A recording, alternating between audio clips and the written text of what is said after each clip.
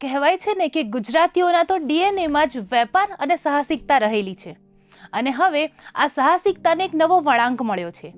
આ વળાંક છે નારી શક્તિનો દબદબો। જી હા, ગુજરાતની મહિલાઓ અને ગુજરાતની દીકરીઓ હવે માત્ર ઘર નથી સંભાળતી, પરંતુ માર્કેટમાં મલ્ટી-મિલિયન ડોલર્સના બિઝનેસ પણ સંભાળી રહી છે।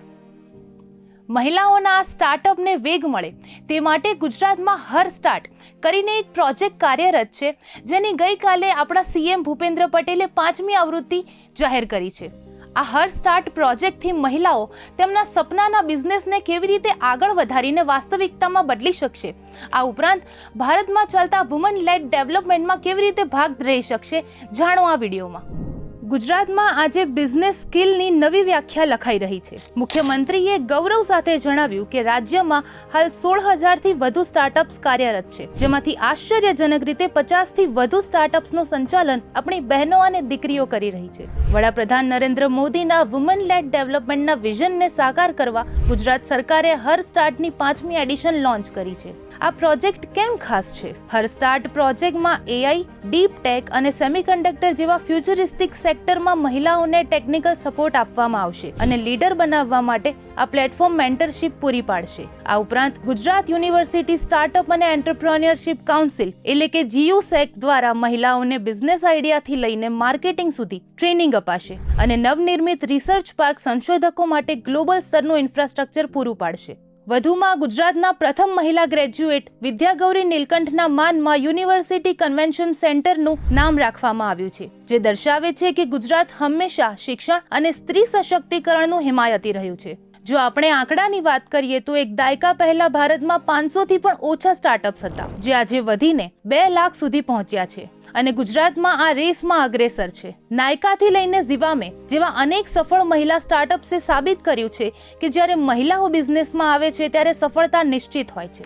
રાજ્ય સરકારે તેના તાજેતરના બજેટમાં સ્ટુડન્ટ સ્ટાર્ટઅપ અને ઇનોવેશન પોલિસી 2.0 માટે 45 કરોડની મોટી જોગવાઈ કરી છે। હર સ્ટાર્ટ 5.0 દ્વારા હવે સેમિકન્ડક્ટર, ચિપ ડિઝાઇનિંગ અને ફેબ્રિકેશન જેવા જટિલ ક્ષેત્રોમાં પણ આપણી દીકરીઓ ભારતને આત્મનિર્ભર બનાવશે।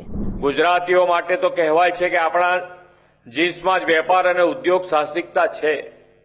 આપણી માતા બહેનો પણ એન્ટર પ્રોસેસિંગમાં સહેજ પણ પાછી પડે તેમ નથી।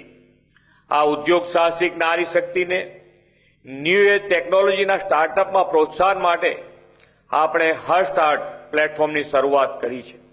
પાછલા 4 વર્ષમાં આ પ્લેટફોર્મ દ્વારા 600 જેટલી મહિલા સ્ટાર્ટઅપને મદદ મળી છે। આપણે ત્યાં 16,000 જેટલા સ્ટાર્ટઅપ કાર્યરત છે, તેમાં પણ 50%થી વધુ સ્ટાર્ટઅપ બહેનો દ્વારા સંચાલિત અથવા સહસંચાલિત છે।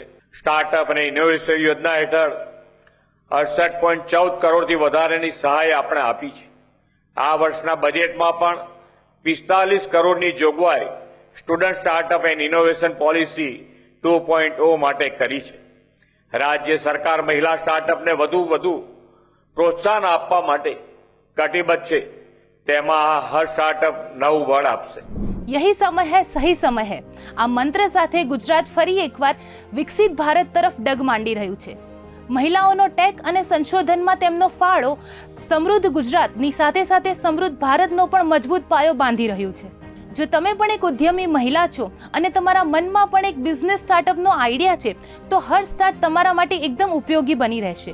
તેનો ઉપયોગ જરૂરથી કરજો અને આ વિડીયો કેવો લાગ્યો કોમેન્ટ્સમાં જરૂરથી જણાવજો।